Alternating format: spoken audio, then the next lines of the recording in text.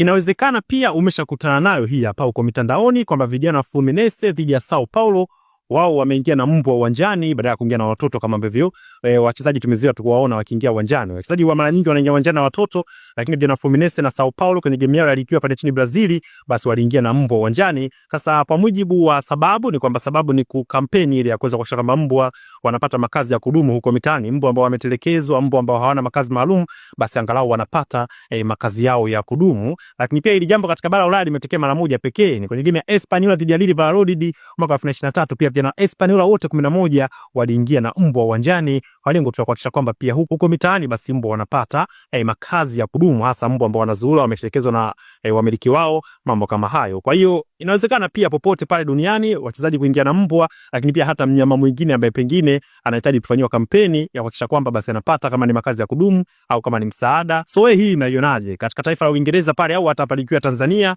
Simba, Yanga waingie na mbwa uwanjani kwa lengo la kusaidia tu au kutoa kampeni ya kuhakikisha kwamba basi mbwa huko mitaani wanapatiwa usaidizi kama ni makazi maalum, rescue ile pale, lakini pia shelter kama hivyo, mambo yanakwenda hivyo. Kwa hiyo vijana Fluminense wanatoka mafunzo kwa timu zingine zote duniani kwamba kuhakikisha kwamba basi wanathamini wanyama huko mitaani.